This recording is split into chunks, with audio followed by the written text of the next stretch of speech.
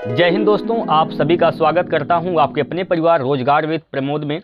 तो चलिए सभी लोग जुड़ जाइए और वीडियो को लाइक शेयर कर दीजिए साथियों। सभी लोग आज का सेशन शुरुआत करते हैं। आज का सेट कौन सा होगा? तो आज का सेट होगा 127 नंबर।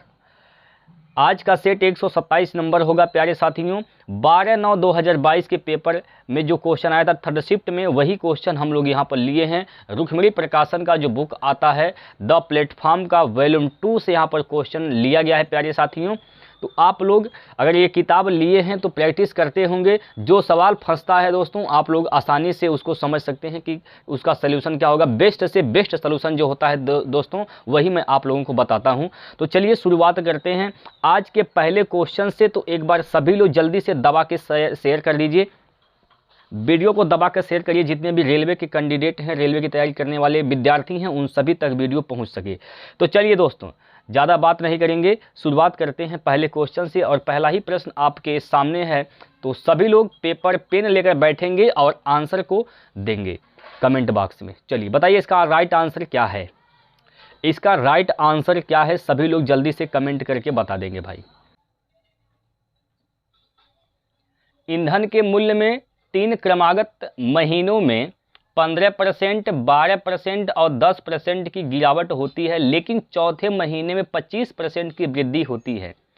मूल मूल्य में की तुलना में चौथे महीने में ईंधन के मूल्य में कितने प्रतिशत की वृद्धि या कमी होती है, यही आपसे पूछा गया है। तो बताइए दोस्तों, इसका सही जवाब क्या होगा। देखिए, यहाँ पर मूल कीमत लिखा जाएगा और यहाँ पर कमी या वृद्धि के बाद जो होगा उसको लिखा जाएगा। बात क्लियर है। देखिए 15% का मतलब क्या होता है? 15% का मतलब होता है 3/20। क्या होता है? 3/20। यानी 20 का मूल्य 20 था, 3 का यहाँ पर गिरावट हुआ, कितने में गया है? तो 17 में बिका है।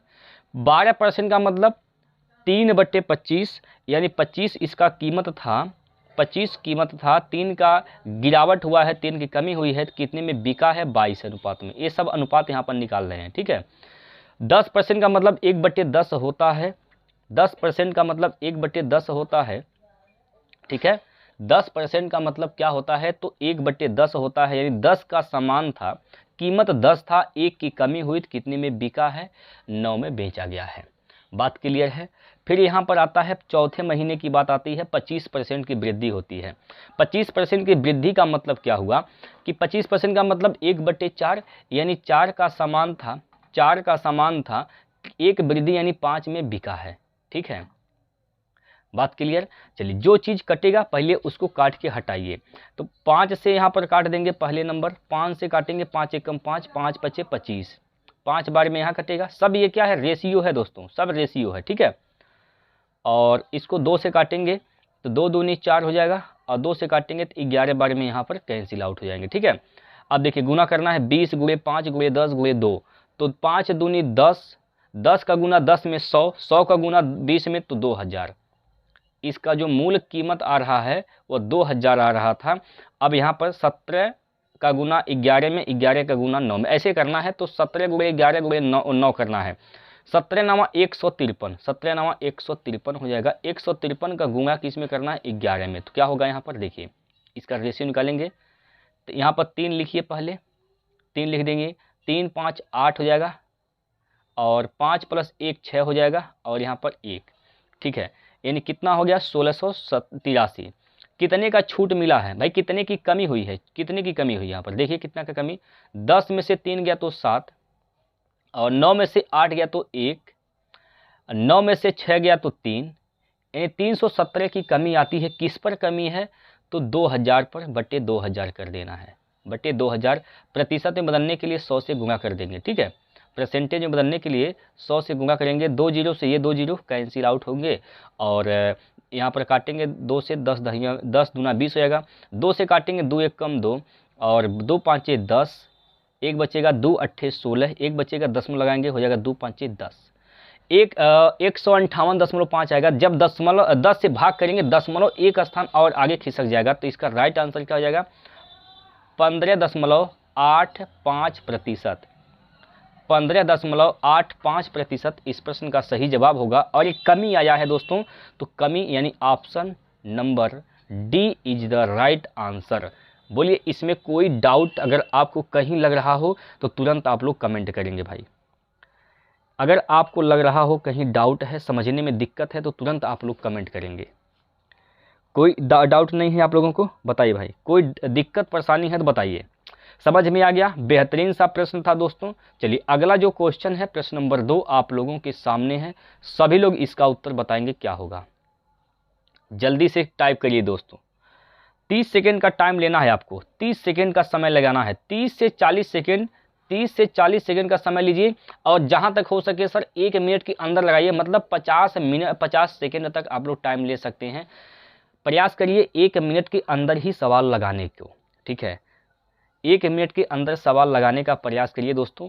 कुछ ऐसे सवाल होते हैं टाइम टेकिंग वाले होते हैं, मैंने कहा था कि हर एक सवाल 1 मिनट के अंदर लग जाएगा, कुछ ऐसे सवाल हैं जो 1 से 2 मिनट लग सकते हैं। तो ऐसे प्रश्नों को आपको लास्ट में देखना है, ठीक है? लगे कि हाँ ये कैलकुलेटिव वाला प्रश्न है तो उसको छोड़िए, आगे स्किप करके बढ़ जाइए। यही आपको टाइम मैनेज करने का सबसे बेहतर तरीका होता है। दो धनात्मक संख्याओं का गुणनफल 500 है। यदि पहली संख्या दूसरी संख्या की 5 गुनी है तो दोनों संख्याओं का योगफल ज्ञात कीजिए। चलिए हम दोनों संख्या पहले मान लेते हैं। पहली संख्या हम मान लेते हैं सर यहाँ पर a और दूसरी संख्या को मान लेते हैं मेरे प्यारे दोस्तों b, ठीक है? पहली संख्या अगर यक्स है, पहली संख्या अगर माफ कीजिएगा, पहली संख्या दूसरी संख्या का 5 गुनी है। अगर दूसरी संख्या यक्स है तो पहली संख्या क्या हो जाएगी, इसका 5 गुना, तो 5 यक्स हो जाएगा। बोलिए होगा कि नहीं होगा? यहाँ पर कोई डाउट नहीं होगा। इनका गुणनफल 500 दिया है तो 5 यक्स का गुना 1 यक्स में करेंगे तो हो जाएगा 5 यक्स स्क्वायर, 5 यक्स स्क्वायर होगा। और इसका गुणनफल कितना दे रखा है, 500 दिया गया है, 500। 5 से काटेंगे, एक बार में कटेगा तो यक्स का मान हो जाएगा, यक्स स्क्वायर का मान 100 आएगा तो यक्स का मान कितना आएगा, 10 आएगा। यक्स का मान 10 आ गया। अगर यक्स का मान 10 आ गया तो आपसे इनका योगफल पूछा गया है, 5 + 1 यानी 6 यक्स हो जाएगा। 6 यक्स का मान निकालना है तो 6 गुणे क्या कर देना है, 10, 6 दहिया में 60। 60 इस प्रश्न का सही जवाब है option A. Option number A इसका राइट आंसर है। क्लियर है? सिंपल सा प्रश्न है दोस्तों, कोई दिक्कत नहीं हुआ होगा आप लोगों को समझने में। चलिए ये प्रश्न है, आप लोग इसको बनाएंगे। पहले नंबर प्रश्न को सही कर लेंगे भाई। यहाँ पर क्या कहा गया है, 0.3, ये इस पे बार है दोस्तों, इस पे क्या है, बार है। चलिए यहाँ पर 0.3 पर क्या है, बार है, तो इसको कहा P/Q के रूप में व्यक्त कीजिए जहां P और Q पूर्णांक हैं, Q ≠ 0 है। तो गौर से समझेंगे, यहाँ पर 0.3 पर क्या है, बार है, इसको P/Q के रूप में बदलना है। तो कुछ नहीं करना है, यहाँ पर 3 लिखना है, ठीक है? जितने अंकों पर बार होता है नीचे उतना 9 लगाते हैं। तो 1 अंक पर बार है तो नीचे 1 9 कर देंगे, ठीक है? बस ये हो गया P/Q। अब इसको सिंपलेस्ट फॉर्म में लिखना है तो इसको 3 से काटेंगे, 3 एकम 3, 3 3 का 9, तो 1/3 आ जाएगा। 1/3 इसका सही जवाब होगा। किस ऑप्शन में दिया गया है, तो ऑप्शन नंबर डी में दिया गया है। तो डी इस प्रश्न का बिल्कुल सही जवाब हो जाएगा। ठीक है दोस्तों, चलिए अगले प्रश्न पर। अगला क्वेश्चन प्रश्न नंबर 4 करिए सभी लोग। इसमें क्या कहा गया है, इसमें कहा गया कि अनु की वर्तमान आयु का 2 गुना बीना की वर्तमान आयु का 6 वर्ष अधिक है। ठीक है? अनु की माता यम की वर्तमान आयु अनु की वर्तमान आयु की 3 गुनी है और बीना की आयु उसकी बहन यश से 5 वर्ष कम है। यदि यम और यश की वर्तमान आयु का योग 64 वर्ष है तो अनु की वर्तमान आयु ज्ञात कीजिए मेरे दोस्तों। आइए यहाँ पर समझिए क्या बताना है। अनु की वर्तमान आयु पूछा गया है, तो अनु की वर्तमान आयु क्या है आप लोगों को यही बताना है। अनु की वर्तमान आयु क्या है, तो गौर से समझेंगे, यहाँ पर गौर से समझेंगे दोस्तों। सिंपल प्रश्न है, आसानी से बना पाएंगे, बस एक बार आप लोगों को समझने की दिक्कत है।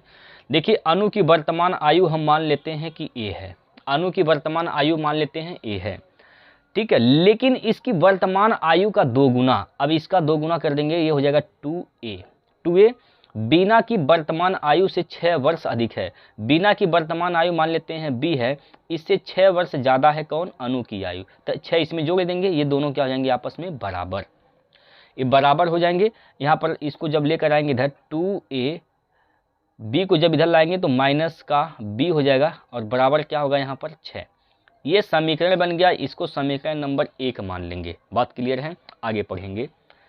आगे कहा गया कि अनु की माता यम की वर्तमान आयु। अभी यम का आयु के बारे में क्या बोला गया, यम की जो आयु है अनु की वर्तमान आयु की 3 गुनी है, यानी 3a है अनु की माता यम की आयु, और बीना की आयु उसकी बहन यश से 5 वर्ष कम है, यानी जो यश की आयु होगा, यश की जो आयु होगा बीना से 5 साल ज़्यादा होगा।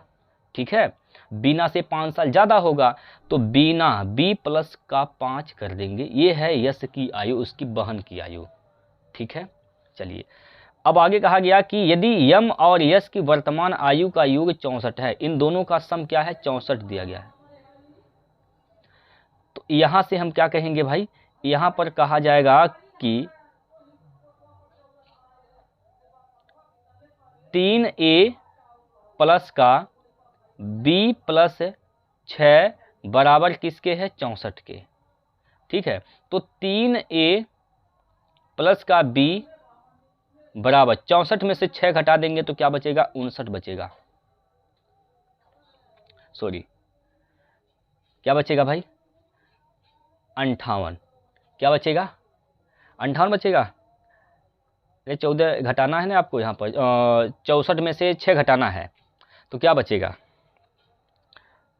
बताइए, 6 को इधर लेकर जाएंगे तो 64 में से 6 घटाइए, 14 में से 6 गया तो क्या बचेगा 8 बचेगा, यानी 58 बचेगा 58। ठीक है दोस्तों, बोलिए कोई दिक्कत यहाँ पर, 58 बचेगा।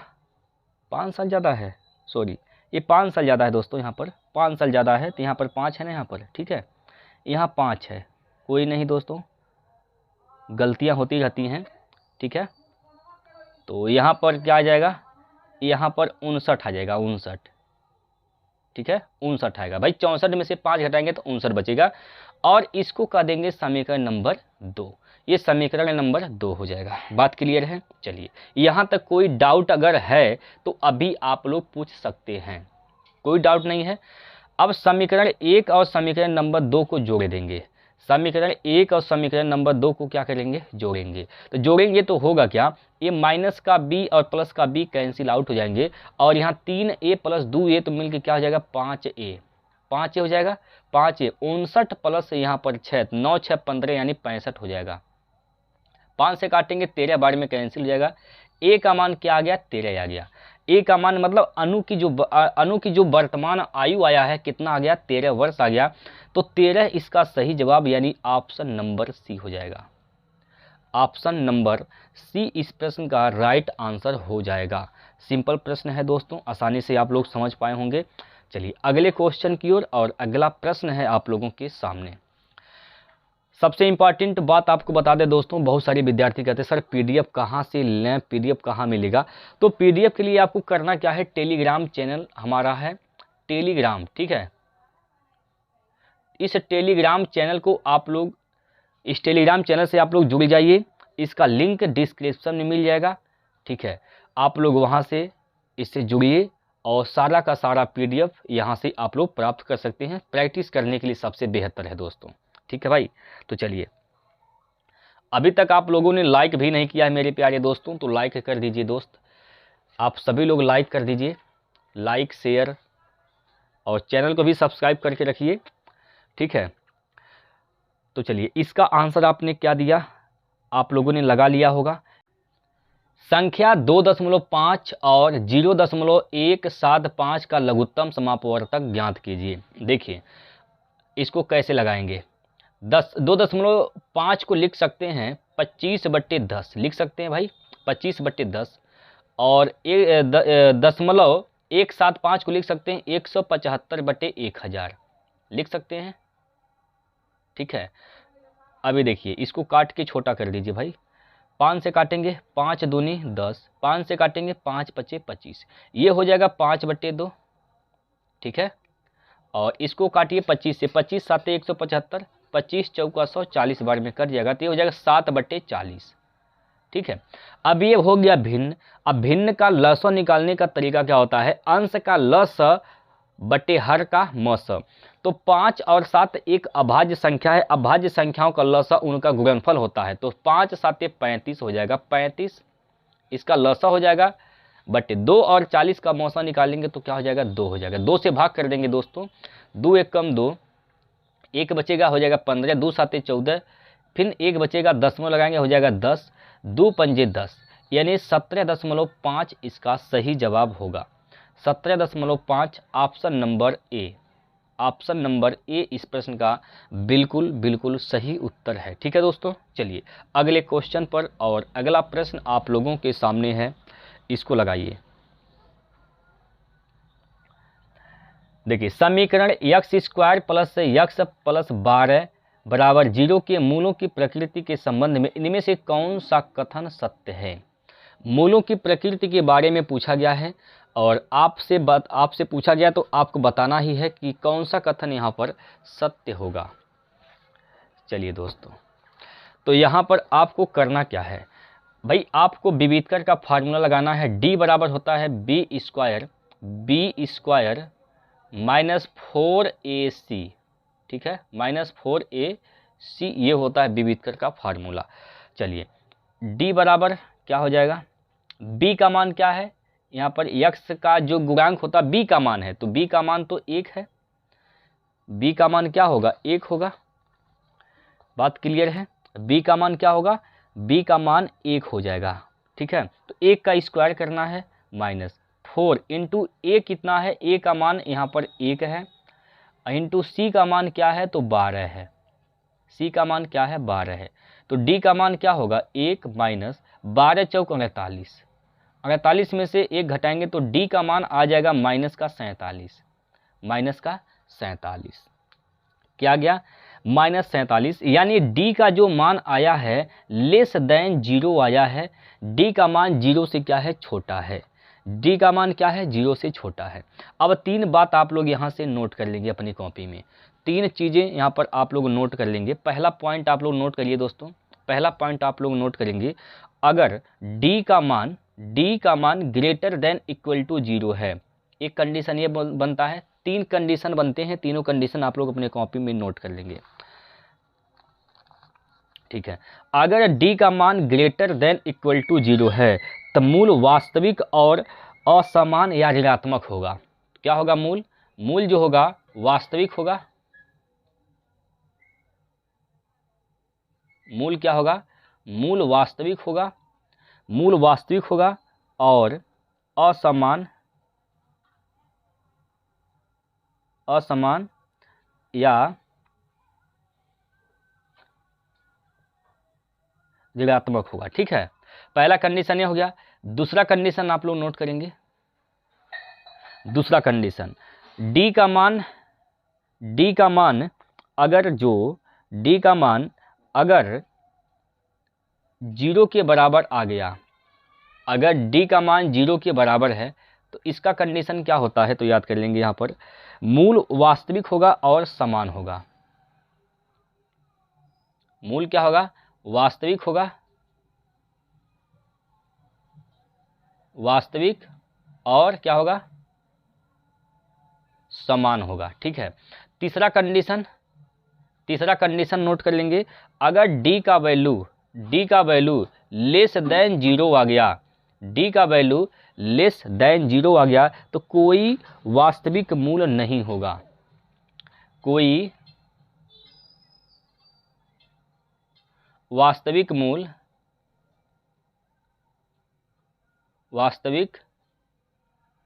मूल नहीं होगा। ठीक है, ये 3 कंडीशन हैं, इन तीनों कंडीशन को आप लोग नोट कर लेंगे भाई, 3 कंडीशन है, तीनों कंडीशन को आप सभी लोग नोट कर लेंगे। ठीक है, नोट कर लेंगे दोस्तों, जल्दी से नोट करिए। ठीक है, तो मेरे देखिए d का मान अगर लेस देन 0 आ गया, ठीक है, लेस देन जीरो है तो कोई वास्तविक मूल नहीं है। कोई वास्तविक मूल होने का नहीं होने का मतलब ये हुआ कि दो मूल होते हैं, दो के दोनों मूल क्या होंगे, काल्पनिक होंगे और अवास्तविक होंगे। काल्पनिक या अवास्तविक बोल सकते हैं, काल्पनिक होंगे। कहने का मतलब अगर डी का मान, अच्छा अवास्तविक, वास्तविक नहीं होगा, वास्तविक नहीं होने का मतलब अवास्तविक कह सकते हैं या फिर कह सकते हैं काल्पनिक। ठीक है, काल्पनिक भी बोल सकते हैं। बात क्लियर है? तो चलिए अब इस पर आते हैं सवाल पर। तो डी का मान क्या आया है, डी का मान -47 आया है। ये क्या है, जीरो से छोटा है, यानी डी का मान जीरो से क्या है, छोटा आ गया। और जब छोटा आया तभी हमने आपको बताया डी का मान अगर जीरो से छोटा है तो कोई वास्तविक मूल नहीं है, यानी काल्पनिक है। दोनों मूल क्या हो जाएंगे, काल्पनिक हो जाएंगे। तो इसका जो सही आंसर है वो ऑप्शन नंबर ए, दोनों मूल काल्पनिक या अवास्तविक होंगे। ठीक है दोस्तों, कोई दिक्कत है बताइए, इसको नोट कर लीजिए आप लोग। चलिए अगले क्वेश्चन पर, और अगला प्रश्न है त्रिकोणमिति का। ये क्वेश्चन आप लोगों के सामने है, तो आप लोग इसको जल्दी से करिए, जल्दी से बनाइए दोस्तों। देखिए यहाँ पर सवाल क्या दिया गया है, ये बोला गया कि साइन ए माइनस 2 साइन क्यूब ए बटे 2 cos cube A minus cos A. अच्छा, इसमें से ऊपर वाले में से इसमें से क्या कॉमन हो जाएगा, साइन ए। यहाँ से साइन ए कॉमन ले लेंगे, अगर साइन ए कॉमन ले लेते हैं तो क्या बचेगा, 1 माइनस 2 साइन स्क्वायर ए। ठीक है, नीचे क्या हो जाएगा, नीचे अगर आप कास ए कॉमन ले रहे हैं, कास ए कॉमन ले लेंगे, कास ए कॉमन लेंगे तो क्या बचेगा यहाँ पर 2 कॉस स्क्वायर ए और माइनस का 1, ये बचेगा। अच्छा, साइन स्क्वायर की जगह लिख सकते हैं, क्या लिख सकते हैं, साइन स्क्वायर की जगह क्या लिख सकते हैं दोस्तों, साइन स्क्वायर की जगह क्या लिख सकते हैं बताइए, 1 माइनस कास स्क्वायर ए। यहाँ पर लिख सकते हैं आप लोग, ये तो साइन ए है, ये है, बटे नीचे क्या है, कास ए है। ऊपर यहाँ पर लिख सकते हैं 1 माइनस 2 बाहर कर देंगे, 1 माइनस कास स्क्वायर ए हो जाएगा।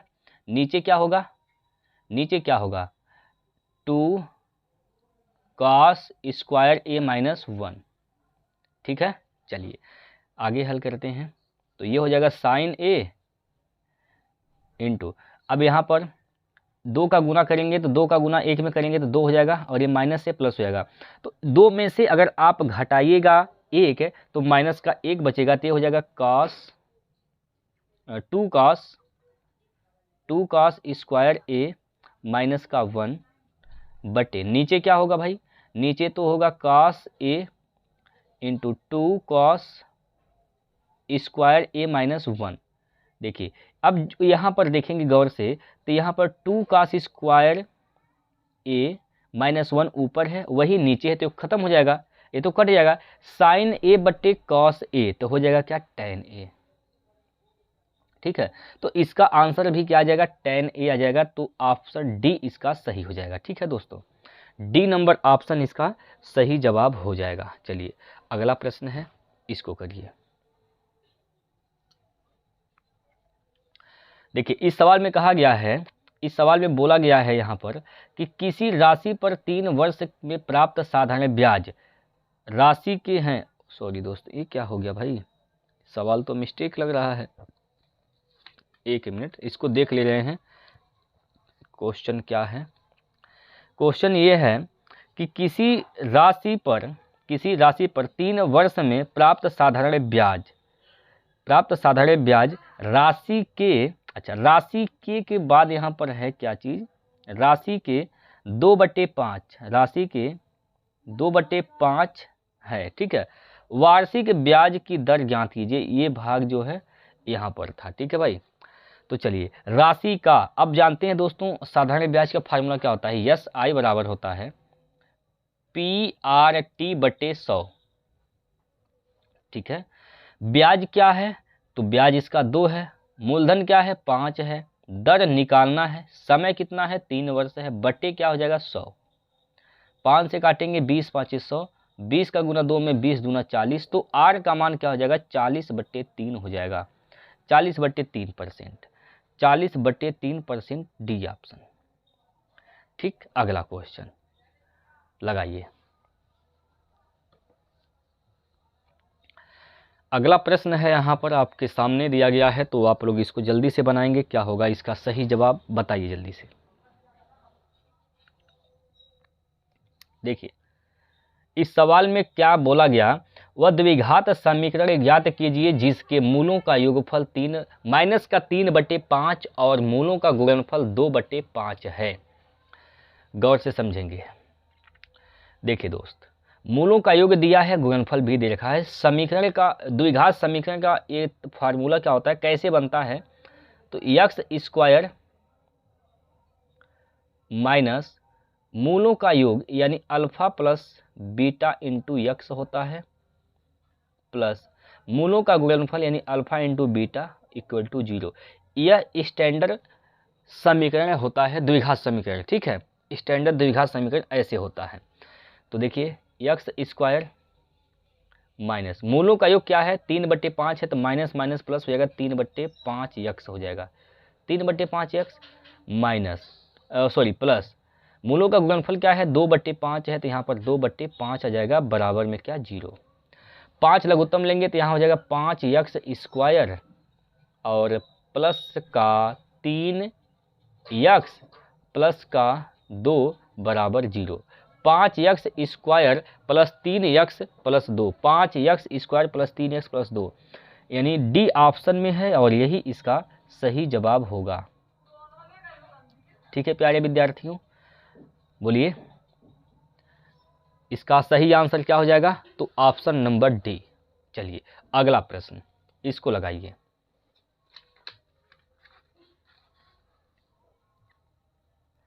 देखिए इसमें क्या कहा गया, उस आयत का क्षेत्रफल ज्ञात कीजिए जिसकी लंबाई 13 है और चौड़ाई क्या है 12 है।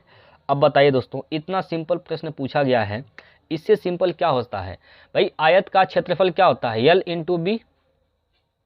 ठीक है, लंबाई क्या है 13, चौड़ाई क्या है सर यहाँ पर 12 है, तो 12 3 36 हासिल के 3, 12 कम 12 3 15, 12 3 36 के 6 हासिल का 3, 12 कम 12 12 और 3 क्या हो जाएगा 15, 156 सेंटीमीटर स्क्वायर, 156 सेंटीमीटर स्क्वायर। चलिए इसको लगाइए।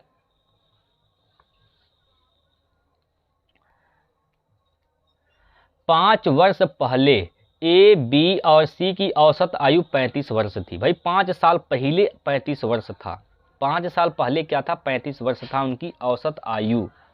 ठीक है, तो 5 साल पहले अगर 35 वर्ष था तो उनका 5 साल पहले योग क्या था, तो यहाँ पर आप पहले क्या करेंगे, यस निकाल देंगे सम यानी योग। तो 35 गुणे 3 लोग हैं, 3 से गुना कर देंगे तो 35 यहाँ क्या हो जाएगा 3 5 15 के 5 हासिल का 1, 3 3 का 9, 1 10 यानी 105 हो जाएगा।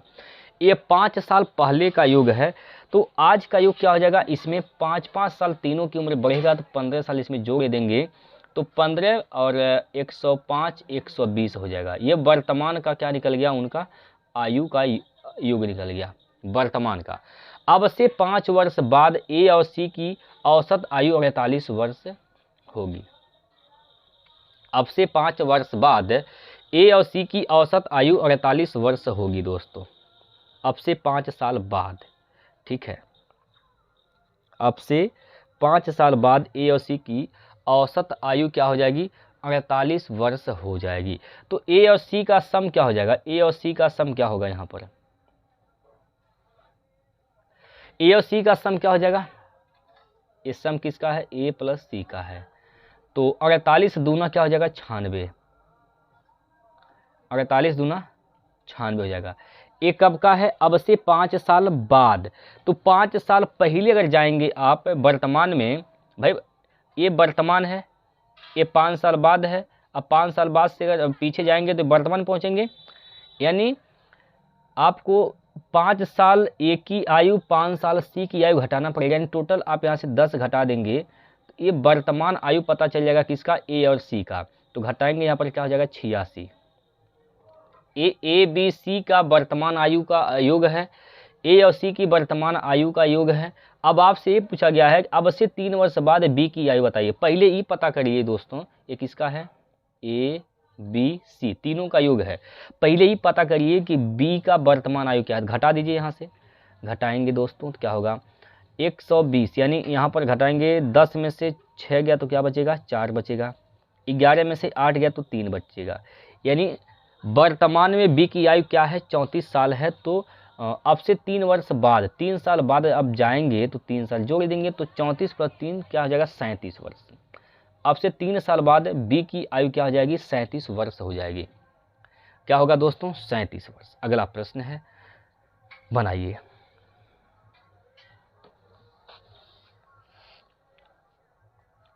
देखिए 5 संख्याओं का औसत 15 है। भाई 5 संख्याएं हैं जिनका औसत क्या है 15 है, तो इनका सम क्या हो जाएगा, सम कितना हो जाएगा 15 × 5 = 75 हो जाएगा। यदि 4 संख्याएं 10, 12, 14, 18 है तो 5वीं संख्या बताइए। भाई ये 4 संख्या जोड़िए कितना हो जाएगा इनका सम, 18 और 12 30, 10 40 और 10 50 54 हो जाएगा। 54 घटा देंगे तो 5वीं संख्या पता चल जाएगी। 1 और 7 में से 5 गया तो 2, यानी 5वीं संख्या क्या है 21 है। 5वीं संख्या क्या है, तो 5वीं संख्या मेरे दोस्तों 21 है। बात क्लियर है, समझ में आ गया है। अगला क्वेश्चन, चलिए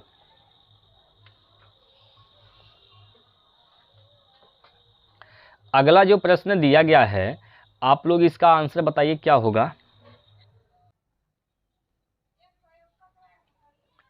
एक दुकानदार 10% छूट देने के बाद 45 रुपये प्रति वस्तु की दर से 25 वस्तुएं बेचता है और 50% लाभ अर्जित करता है।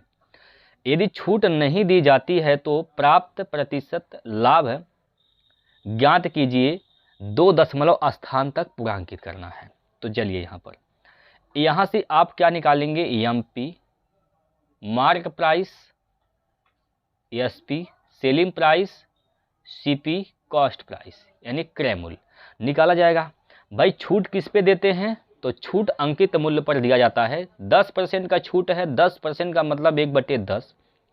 अगर अंकित मूल्य 10 है, 1 का छूट दिया गया, कितने में बेचा गया 9 में बेचा गया। 50% का लाभ होता है, 50% का मतलब 1/2। अगर सीपी 2 है तो 1 के लाभ यानी 3 में बेचा गया है। अब यहाँ पर एसपी 9, यहाँ पर 3, इसको आप बराबर करेंगे तो 3 से गुना कर देंगे यहाँ से, तो क्या हो जाएगा 9 हो जाएगा। तो एमपी 10, एसपी 9 और 3 दूना 6, सीपी क्या हो जाएगा 6 हो जाएगा। ठीक है। अगर प्रतिशत पूछा है, परसेंटेज में वैल्यू है, परसेंटेज बताना है, तो इस मूल्य से कोई मतलब नहीं है, इसका कोई यूज नहीं है। अब बताइए 6 अनुपात इसका सीपी है, 10 अनुपात इसका एमपी है और 9 अनुपात क्या है इसका एसपी सेलिंग प्राइस है। अब कह कोई छूट नहीं दिया जाता है। भाई अगर आपने खरीदा है 6 में, छूट नहीं देते हैं तो आप 10 में बेच देंगे, तो कितने का फायदा आपने कमा लिया, कितने का लाभ हो गया इसको, तो 4 का लाभ हो जाएगा किस पर, क्रय मूल्य यानी 6 पर गुणे 100। ठीक है, गुणे 100 कर देना है। ठीक मेरे भाई, काट के छोटा करेंगे 2 से, तो 2 3 या 6, 2 से काटेंगे 2 दूनी 4, ये हो जाएगा 200/3। 200/3, 3 से भाग करेंगे 3 छक 18, 2 बचेगा, 3 छक 18, 2 बचेगा, 3 छक 18, 3 छक 18 यानी 66.67% आ जाएगा। 66.67% इसका सही जवाब हो जाएगा ऑप्शन नंबर सी। ठीक है, ऑप्शन नंबर सी इस प्रश्न का बिल्कुल सही जवाब हो जाएगा। अगर वैल्यू परसेंटेज में है, मतलब अगर परसेंटेज में मान निकालना है, तो मूल कीमत से कोई मतलब नहीं है दोस्तों, डायरेक्ट आप परसेंटेज से खेल खेलेंगे। बात क्लियर है दोस्तों। चलिए ये सवाल है आप लोगों के स्क्रीन पर, जल्दी से बताइए इसका सही आंसर क्या होगा।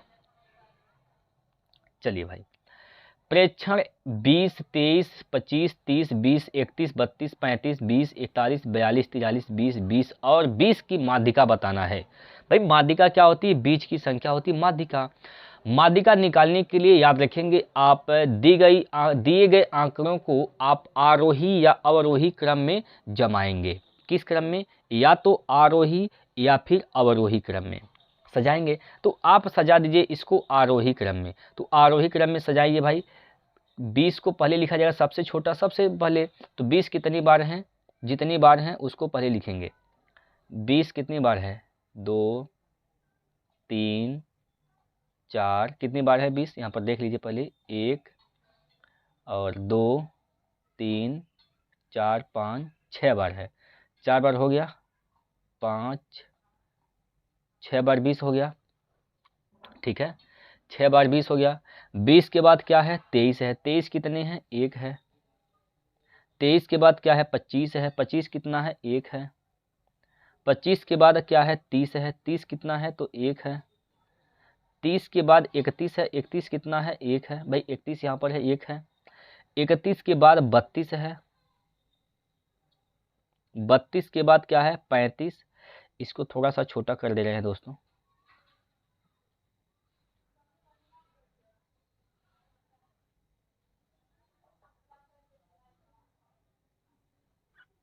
चलिए 32 हो गया।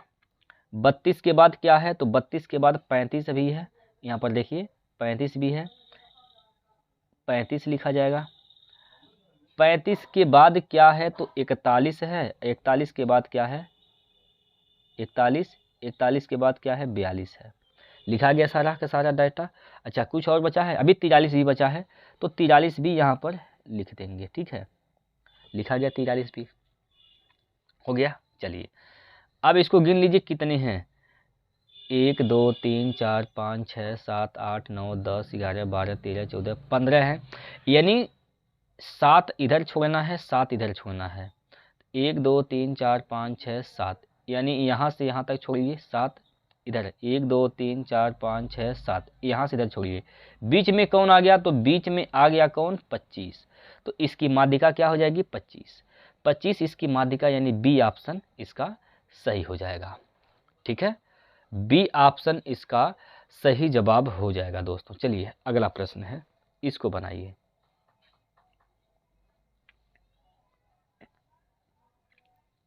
आइए यहाँ पर ए और बी एक साथ मिलकर किसी कार्य को 5 दिन में पूरा कर सकते हैं। ए और बी अगर एक साथ मिलकर कार्य करते हैं तो वो एक कार्य को 5 दिन में क्या कर सकते हैं? पूरा कर सकते हैं। ठीक है, 5 दिन में कार्य को पूरा कर सकते हैं। कौन कौन? ए और बी एक साथ कार्य करते हैं तो। ठीक है दोस्तों, चलिए यहाँ पर जैसा जैसा बोला गया वैसे आप काम करते रहें। ए और बी, ए प्लस बी, ये मिलकर 5 दिन में कार्य को कर सकते हैं। जबकि यक्स और वाई एक साथ मिलकर उसी कार्य को 20 दिन में कर सकते हैं। यक्स और वाई जब मिल के कार्य करेंगे तो कार्य वही है, 20 दिन में कर सकते हैं। टोटल कार्य निकाल लेंगे। टोटल कार्य क्या होगा? इन दोनों का एलसीएम। तो इनका एलसीएम क्या हो जाएगा? 20। टोटल कार्य कितना है? 20। 5 से भाग देंगे तो ए प्लस बी की क्षमता हो जाएगी 5 चौको 20, 20 एक कम 20। अब बोला गया कि अगर ए बी यक्स और वाई एक साथ मिलकर इस कार्य को कितने दिन में पूरा कर लेंगे? भाई 20 कार्य है, चारों लोग मिल जाएंगे तो 4 + 1 5 की क्षमता से काम होगी। 5 चौको 20, 4 दिन का समय लगेगा। तो 4 दिन में यहाँ पर काम क्या कर देंगे दोस्तों? समाप्त कर देंगे। ठीक है, चलिए आसान प्रश्न था। चलिए ये क्वेश्चन है, इसको बनाइए। अच्छा, इसमें ऐसे कितने विद्यार्थी हैं जो अग्निवीर की भी तैयारी कर रहे हैं? अग्निवीर वाले कितने हैं? आप लोग कमेंट करके बताएंगे अग्निवीर वाले कितने विद्यार्थी हैं। चलिए भाई, ए और बी क्रमशः 30,000 24,000 की राशि एक वर्ष के लिए निवेशित करते हैं। यदि उन्हें 13,500 का लाभ होता है तो लाभ में बी का हिस्सा बताइए क्या होगा। भाई दो बंदे हैं, ए है और कौन है? बी है। एक तो ए है और एक कौन है? बी है। ये दोनों लोग इन्वेस्ट करते हैं। कितना कितना इन्वेस्ट करते हैं भाई? ये ए इन्वेस्ट करता है कितना? 30,000। 30,000 इन्वेस्ट किया। बी कितना करता है? 24,000। ये 24,000 इन्वेस्ट किया। अब दोनों 1 वर्ष तक इन्वेस्ट करते हैं, तो 1 वर्ष का मतलब 12 महीने तक, ठीक है। 12 महीने तक पैसा इसका लगा रहा और 12 महीने तक पैसा इसका भी लगा रहा, ठीक है। अब इसका रेशियो निकालेंगे तो 12 से 12 कटेगा, 1 2 3 जीरो से ये 3 जीरो कैंसिल, अभी भी किससे कटेगा तो 6 से काटेंगे, 6 पंजे 30, 6 चौको 24 हो जाएगा। उन्हें कितने का लाभ होता है, टोटल 13,500 का। टोटल लाभ कितना हो रहा है यहाँ पर 5 + 9, 9 अनुपात का लाभ हो रहा है। 9 का मान कितना है 13,500। 9 से काटेंगे, 9 1 कम 9, 4 बचेगा, 9 5 45, यानी 1 अनुपात का मान क्या हो जाएगा 1500। 1 अनुपात का मान 1500, तो बी का मान पूछा गया है, बी का हिस्सा क्या है तो बी का 4 हिस्सा है, 15 चौको 60 हो जाएगा, यानी 60 मतलब 6000 इसका हिस्सा आ जाएगा बी का। बी का हिस्सा कितना आएगा 6000, डी ऑप्शन, ठीक है। कोई दिक्कत, चलिए इसको लगाइए। इसमें क्या बोला गया भाई, इस सवाल में कहा गया है यदि दिया गया है कि त्रिभुज ABC बराबर है, ये बराबर नहीं सर्वांगसम है दोस्तों, ये सर्वांगसम है, ये मिस्टेक हो गया है। त्रिभुज ABC सर्वांगसम है, त्रिभुज FDE के AB बराबर 6 सेंटीमीटर है और कोण B बराबर 60 डिग्री और कोण A बराबर 70 है, तो निम्न में से कौन सा सत्य है। चलिए 2 त्रिभुज है भाई, यहाँ पर कितने त्रिभुज हैं, चलिए एक त्रिभुज ये हो गया, एक त्रिभुज ये हो गया, ये दोनों त्रिभुज हैं। इसका नाम भी लिख रहे हैं यहाँ पर, चलिए नाम नोट कर लिख देते हैं। इसका नाम है ABC। ए कौन सा त्रिभुज है तो यह FDE है, ठीक है। AB बराबर इसका मान कितना है 6 है, अगर ये 6 है तो ये भी क्या हो जाएगा 6 होगा, क्योंकि सर्वांगसम है। कोण B का मान कितना है, इसका मान 60 डिग्री है और कोण A का मान क्या है 70 डिग्री है, तो इसका भी मान क्या होगा 70 होगा, इसका भी मान क्या होगा 60 होगा। अरे बोलिए होगा कि नहीं होगा, होगा। अब यहाँ पर देखिए, अब यहाँ से ऑप्शन से इसको हल करना है, तो कह रहा है कि कोण DF बराबर 6 सेंटीमीटर, कोण DF बराबर क्या होगा 6, अगर ये 6 है तो ये भी क्या होगा 6 ही होगा, ठीक है। कोण E बराबर 50, भाई कोण अगर चलिए त्रिभुज के तीनों अंतः कोणों का योग क्या होता है 180 अंश, 70 ये हो गया 60 ये हो गया, 7 6 13, यानी कितना ये बचा C वाला, तो 50 बचा है। कोण C बराबर किसके होगा कोण E के, तो ये भी क्या होगा 50 होगा, तो कोण E क्या होगा जाएगा 50 डिग्री हो जाएगा, यानी पहला ऑप्शन जो है ठीक बैठ रहा है, तो पहला ही ऑप्शन इसका सही हो जाएगा। बात क्लियर है प्यारे विद्यार्थियों, बोलिए पहला ऑप्शन इसका सही हो जाएगा। अगला प्रश्न करिए भाई। अब यहाँ पर देखिए क्वेश्चन ये है कि 400 और 430 के बीच कितनी अभाज्य संख्याएं हैं। अब देखिए अभाज्य संख्या निकालने का कोई ट्रिक नहीं होता है दोस्तों, अभाज्य संख्या निकालने का कोई भी ट्रिक नहीं होता, इसको आपको याद करना ही होता है, ठीक है। तो याद करना होता है, तो अब बताइए 400 और 430 के बीच कितनी अभाज्य संख्याएं होती हैं। देखिए कौन कौन सी अभाज्य संख्या होता है। पहला अभाज्य संख्या 401 है, दूसरा 409 है, नोट कर लेंगे सभी लोग। तीसरा 419 है, 419 हो जाएगा, और चौथा 421 हो जाएगा, ठीक है 421। ये 4 अभाज्य संख्याएं होती हैं किसके किसके बीच, 400 और 430 के बीच में। कितनी अभाज्य संख्या है 4, तो इसका सही आंसर क्या हो जाएगा 4A ऑप्शन, ठीक है। इसको दोस्तों याद ही करना होता है। चलिए अगला क्वेश्चन है, लगाइए।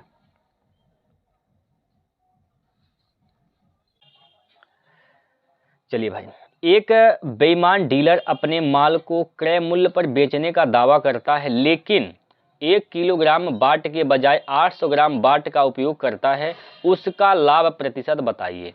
एक बेईमान दुकानदार है, वो कहता है कि हम जितना में सामान खरीदे हैं उतना में बेच देंगे, ठीक है, लेकिन वो बेईमानी करता है क्या चीज़, 1 किलो के जगह वो 800 ग्राम का बटखरा यूज करता है। अब गौर से समझेंगे दोस्तों, गौर से समझेंगे। दुकानदार ने दुकान से कितने रुपए, अगर 1 ग्राम का दाम अगर 1 रुपया है तो 1 किलोग्राम में 1000 ग्राम होगा, 1000 ग्राम का दाम 1000 रुपया हो जाएगा, 800 ग्राम का दाम 800 रुपया हो जाएगा। अब देखिए, दुकानदार ने अपने दुकान से अपने पास से 800 रुपये का सामान दिया, भाई 800 ग्राम सामान दिया है, 800 ग्राम सामान दिया है, यानी 800 रुपये का सामान दिया। ग्राहक से 1 किलो का पैसा ले लिया, यानी 1000 ग्राम का पैसा लिया। कितना पैसा लिया, 1000 रुपया पैसा ले लिया, तो कितना उसको लाभ हो गया, तो देखिए 2 जीरो से 2 जीरो कैंसिल, 2 से काटेंगे 2 चौको 8, 2 से काटेंगे 5 बार कैंसिल, 4 का सामान 5 में, कितने का लाभ, 1 का, किस पर, 4 पर, 1/4 का मतलब 25%, तो 25% इसको लाभ हो जाता है। बात क्लियर है। चलिए अगला प्रश्न, इसको लगाइए। यदि एक निश्चित संख्या के 6 गुने से 39 कम 339 है तो वह संख्या ज्ञात कीजिए। चलिए भाई, वो संख्या बताना है। कुछ क्षण के लिए उस संख्या को मान लेते हैं यक्ष है। वो संख्या क्या है, यक्ष है। अब यक्ष का 6 गुना से 39 कम कितना है, 339 है, 339 है, तो 6 यक्ष का मान क्या हो जाएगा, 39 इधर जाएगा, जुट जाएगा, तो 9 9 18 हासिल का 3 3 6 1 7, और ये क्या हो जाएगा 378। 6 से काटेंगे 6 7 6 6 की 36, 6 3 का 18, यक्ष का मान कितना आ गया 63। तो संख्या क्या है, 63 है। Option number C, option C इस प्रश्न का बिल्कुल सही आंसर है। अगला क्वेश्चन है, इस सवाल को लगाइए।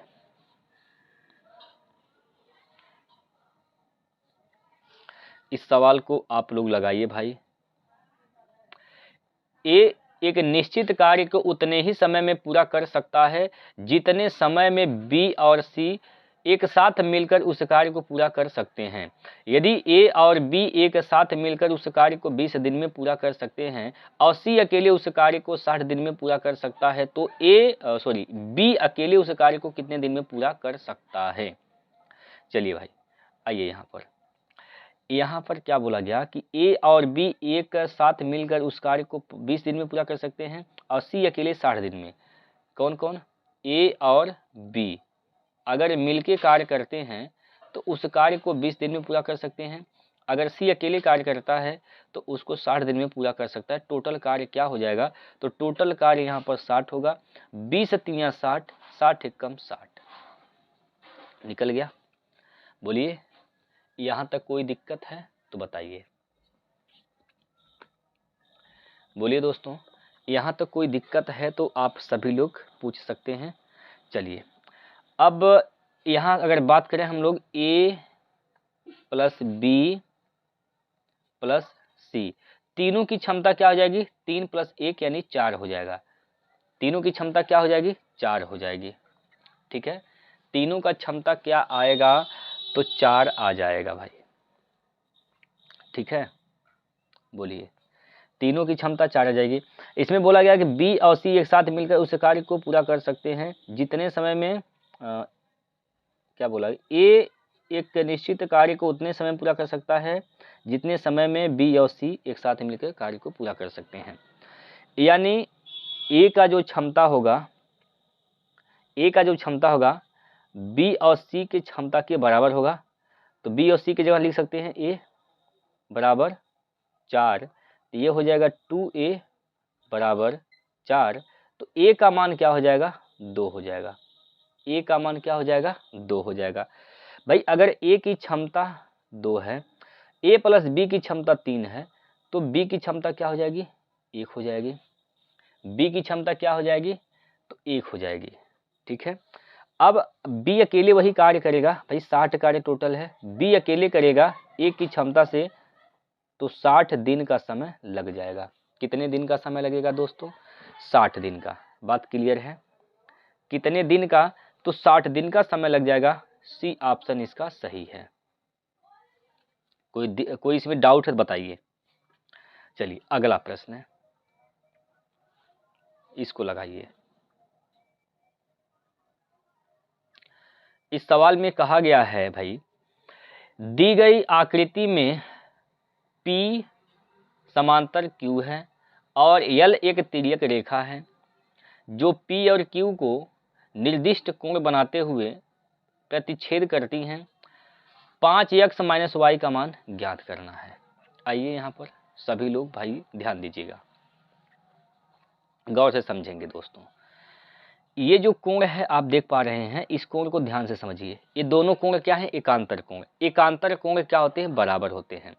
जब दो समांतर रेखाओं को कोई तिर्यक रेखा काटती है तो उसके एकांतर कोण बराबर होते हैं। तो ये समांतर रेखा हो गया, ये समांतर रेखा है दोनों, इसको तिर्यक रेखा काटी तो एकांतर कोण क्या हो जाएंगे? बराबर। तो यहाँ पर 6x प्लस का y ये बराबर हो जाएगा x प्लस का 5y के, ये बराबर हो जाएगा। ठीक है, तो यहाँ से क्या हो जाएगा? इधर लेकर आएंगे तो ये 5x और माइनस का 4y बराबर यहाँ पर 0 हो जाएगा। ठीक है, बराबर 0 हो जाएगा। समीकरण नंबर 1 यहाँ पर बन जाएगा। ठीक है दोस्तों, समीकरण नंबर 1 यहाँ पर बन जाएगा। अब इसको ध्यान से समझेंगे। यहाँ पर इन दोनों कोणों का योग, इस दोनों कोणों का योग 180 अंश के बराबर होगा। तो यहाँ से हम कह सकते हैं 4x और प्लस का 6x प्लस का y बराबर 180 डिग्री। तो 4 6 10x प्लस y बराबर 180 डिग्री, बराबर 180 डिग्री होगा। ठीक है, ये समीकरण नंबर 2 हो जाएगा। समीकरण नंबर 2 हो जाएगा। ठीक है, इसमें आप क्या कर दीजिए, 2 से गुना कर दीजिए तो हो जाएगा 10 और घटा देंगे तो नीचे का चिन्ह बदल जाएगा। 10 से 10 कटेगा, ये 4 दूनी 8y हो जाएगा। 8y माइनस का 1y माइनस का, तो 8 1 9y हो जाएगा यहाँ पर, और माइनस का 9y और माइनस का 180 यहाँ पर। माइनस से माइनस कैंसिल, 9 दूनी 18, यानी यहाँ से y का मान जो आएगा 20 आ जाएगा। y का मान क्या हो जाएगा? 20। अगर y का मान 20 आ गया मेरे दोस्तों, y का मान तो 20 आ गया, x का मान निकालना है आपको। x का मान निकालने के लिए आप इसमें रख देंगे समीकरण नंबर 1 में। यहाँ पर क्या हो जाएगा? 5x माइनस y का मान 20 है तो 20 चौको 80 हो जाएगा। 20 चौक 80 बराबर 0। तो 5x बराबर 80, 5 से काटेंगे 16 5 80, तो x का मान क्या हो जाएगा? 16। x का मान 16 हो गया। थोड़ा सा छोटा कर देते हैं इसको। हाँ जी, x का मान 16 आ गया। आपसे क्या पूछा गया है? 5x माइनस y का मान पूछा गया है। तो 5 गुणे 16, 16 पंजे 80 हो जाएगा, माइनस y का मान हो जाएगा यहाँ पर 20। 80 में से 20 घटाएंगे तो क्या बचेगा? 60 बचेगा। तो 60 इसका सही जवाब होगा। कौन सा ऑप्शन सही है? डी नंबर ऑप्शन, ये वाला सही हो जाएगा। ठीक है, डी नंबर ऑप्शन मेरे दोस्तों सही जवाब हो जाएगा 60। बात क्लियर है? चलिए, सिंपल प्रश्न है प्यारे साथियों, कोई दिक्कत नहीं होगा। चलिए अगला जो क्वेश्चन है इसको आप लोग लगाइए। 4 सेंटीमीटर आधार और 7 सेंटीमीटर ऊंचाई वाले त्रिभुज का क्षेत्रफल बताइए। अब त्रिभुज का क्षेत्रफल बताना है, आधार पता है, ऊंचाई पता है, तो 1/2 बेस इंटू हाइट। 1/2 बेस क्या है? आधार क्या है? तो 4 सेंटीमीटर आधार है, ऊंचाई क्या है? 7 है। 2 से काटेंगे 2 दूनी 4, 7 दूनी 14, तो 14 सेंटीमीटर स्क्वायर इसका क्षेत्रफल आ जाएगा। C option. चलिए अगला प्रश्न, इसको लगाइए।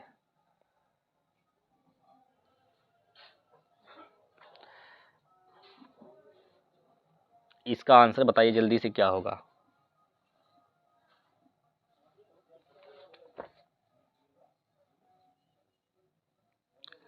जल्दी से बताइए दोस्तों। देखिए भाई, गौर से समझेंगे। यहाँ पर यह एक्स स्क्वायर है minus 16a square plus 24ab minus 9b square.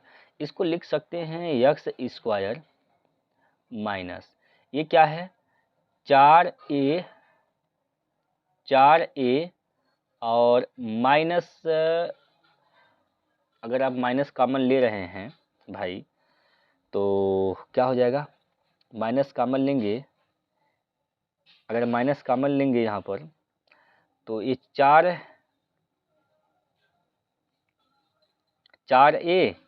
और ये प्लस हो गया माइनस हो गया, 4a माइनस 3b का होल स्क्वायर हो जाएगा यहाँ से, ठीक है, होल स्क्वायर हो जाएगा।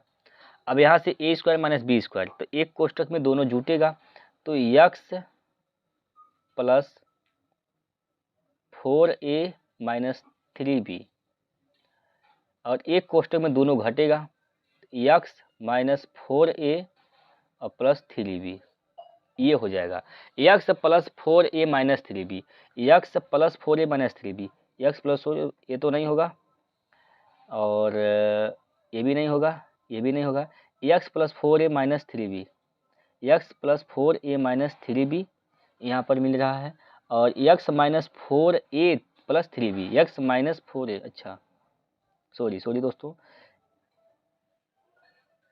इसको अब से देखेंगे, x plus 4a minus 3b, ये तो मिल रहा है ये वाला, x minus 4a 3b, x minus 4a 3b plus 3b, अरे भाई कौन सा ऑप्शन मिल रहा है, एक बार देखिए दोस्तों, आपसे फिर से देखिए दोस्तों इसको ध्यान से, x plus 4a minus 3b, x plus 4a plus 4a आना चाहिए, माइनस 3b आना चाहिए, ये तो ऑप्शन नहीं हो सकता है, बी वाले को देखिए, x plus 4a minus 3b यहाँ पर मिल रहा है ये वाला, और x minus 4a plus 3b, x minus 4a plus 3b, यानी बी ऑप्शन इसका मिल रहा है, यही इसका सही जवाब हो जाएगा, ठीक है।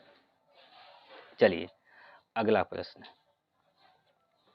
इसको लगाइए।